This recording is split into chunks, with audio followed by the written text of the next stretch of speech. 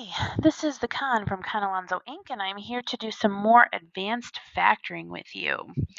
Yesterday we talked about advanced factoring and what to do when A is not 1. I wanted to give you some more examples of that so you can really kind of cement what you're doing, okay? Make sure that as you are doing this, you are pausing the video so you can work through the steps and then compare. As much as I love doing algebra problems, me doing them doesn't help you make sure that you know how to do them, okay? So do this wisely. Make sure that you're pausing, do the work, compare it, go back and rewind if you need to see something again, etc., okay? Remember that step 1 is to look for a common factor that can be divided out. I would say step 0 is to make sure that your equation is equal to 0. Remember we talked about that when we were initially factoring. So this first one, before I can do anything, I need to make sure that this is equal to 0, and I'm going to do that by subtracting 8. As I'm doing that, I'm looking and I'm not seeing any common factors. 3 does not go into 10 or 8, so I don't have anything I can divide out. So I'm going to move on to step 2. I'm going to factor my first term and my last term, and I'm going to try to multiply and get them to subtract, in this case, to be 10. So I'm going to start with 3. That one's pretty easy. I know that it's 1 and 3. 8 has a few more factors. We've got 1 and 8 or 2 and 4. Okay? So I'm going to start with my 1 and my 3. I know where those are going. Now, how do I choose which factors of 10 or 8, are going to make 10? I don't really have a good option here other than with that 3, I feel like 2 and 4 might be a better option. 1 and 8 is probably not going to get me to 10, so I'm going to try 2 and 4 first. Maybe I'm wrong. Maybe it'll work. I'm guessing that this is a good way. So I get 6x, I get 4x, and what do you know? I'm subtracting. So I need to subtract those. And actually, I get 2x then, so that doesn't work. So let's try flip-flopping them. Let me get my eraser here. I'm going to try flip-flopping the 4 and the 2. By the way, pay attention, okay? I almost made a huge mistake there because I wasn't paying attention to the fact that I need to be subtracting to get 10, okay? So I had 2 and 4. I'm going to try 4 and 2, see if that works. So here I get 12. Here I get 2. And yes, 12 minus 2 gives me 10. So this time I got them in the right spot, and I got the right middle term.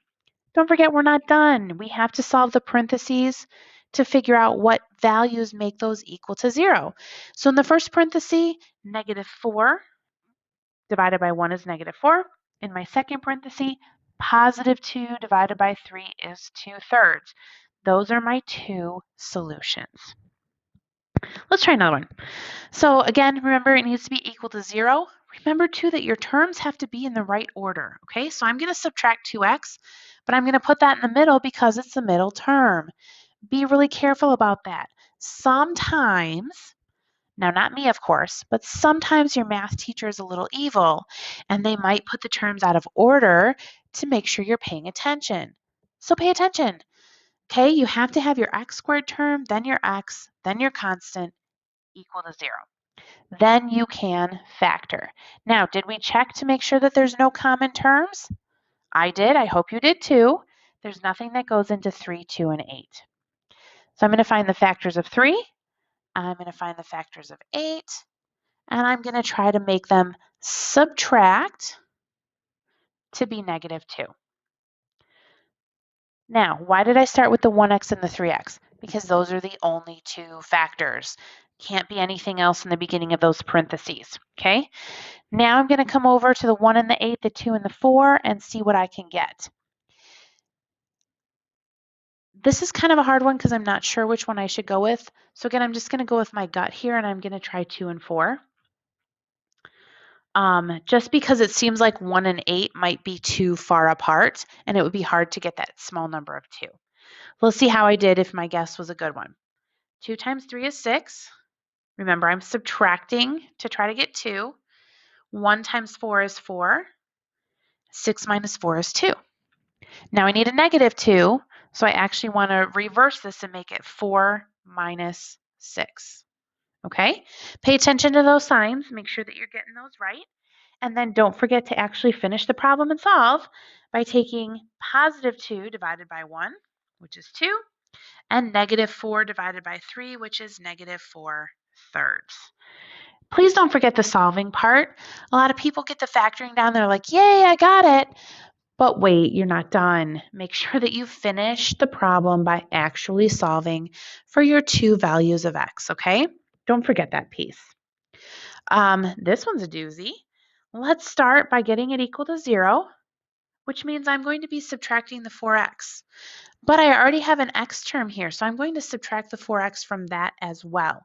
And I get 5x squared minus 20x plus 20 equals 0.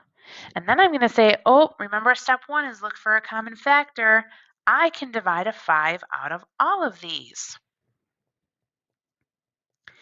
And now I have a lovely little quadratic that should be very easy to factor because all I have to do are find the factors of 4 that add to be 4. Easy enough, 2 and 2, right? And then I need a negative 4, so I'm going to make them both negative. This is one of my double roots. So I have a double root at the number 2. Okay, so again, remember, if you can factor something out, it makes life so much easier. Don't forget that piece. Nobody wants to try to factor 5 and 20. 1 and 4 is so much easier. So always take that first step of making sure that there's nothing in common that you can factor out, okay? When you can, it makes things a lot simpler for you. Now, looking at this one, it's already equal to 0, and I can already see that I can factor out a 3 and an x from both of them. Remember, we talked about this. Sometimes there's an x in both terms, and you can factor it out, and that's going to make solving super easy. When I factor out 3x from the first term, I'm left with just an x. 3x from the second term, 24 divided by 3 is 8, and then the x is factored away. Remember, anytime you have an x by itself, it's always equal to 0. And then the one in the parentheses is just the opposite, so negative 8. That was nice and easy. So anytime you have an x in both or all terms, factor it out, and then you have a root of 0 at that x, okay? And then you just have to find the remaining ones. Let's try one more here. Again, my first step, after I make sure it's equal to 0, which it is, my first step is to factor out anything in common. I see that these all can be divided by 2, so I'm going to do that. So I get x squared plus 9x plus 20. This just made life a lot simpler for me because now I only have to find the factors of 20 that are going to add to be 9. My options are 1 and 20, 2 and 10, 4 and 5. I know 4 plus 5 is 9, so I'm going to go with that one. They're both positive because I'm adding, which means that my solutions are negative 4 and negative 5. So again, being able to factor out something that they have in common makes the rest of the factoring so much easier. Always, always, always check for a common factor so that you have a nice, easy problem to factor out. Looking at this one here, my first step, remember, step 0, if you will, is to make this equal to 0, which I'm going to do by adding 12. The next step is to factor out anything they have in common. I see that they can all be factored by 2. Okay, I'd like to do that 4, but 4 doesn't go into 6. So I'm still just going to divide everything by 2, which no doesn't get rid of my a. I still have an a that's not 1, but it does make it a little bit easier to factor because now I'm only finding the factors of 2 and the factors of 6 that are going to add to be negative 3. Okay? This is a little bit easier than trying to deal with 4 and 12. So I'm going to say 1x and 2x. And then let's try some factors of 6. Let's try, I don't know what's a good guess here. Let's try 2 and 3, I guess. Okay? And let's see if it works. We've got 4 and we've got 3. And 4 plus 3 is not going to give me 6. So let's try flip-flopping those. So I'm going to erase those. And let's try 3, and 2. Now I have 6 and I have 2, which also is not going to give me 3, which means that 2 and 3 is not my option. So let's try 1 and 6. Here I've got 2 and I've got 6. 2 plus 6 is not going to give me 3. So again, doesn't work. Let me erase this. I'm going to flip-flop the 1 and the 6. So I'm going to do 6 and 1, which gives me 12 and 1, which also does not work to give me 3. So this is one that would be unfactorable. So for now, we'll get how to do this. For now, I would say no solution because I've tried all my options. None of them work. This is not factorable. Okay? We will talk about what to do in this situation when we talk about our other two methods of solving. We have 2 more ways to solve if it's not factorable. But for now, as far as we've gotten, this is not something that we can solve. So we would just say this is not factorable. I have no solution. I hope this has really helped you. Again, Canalonzo Inc. Productions really wants to help you learn math and all of the different topics. If you have any questions, let us know. We are more than happy to help. Hope you are doing well. Take care.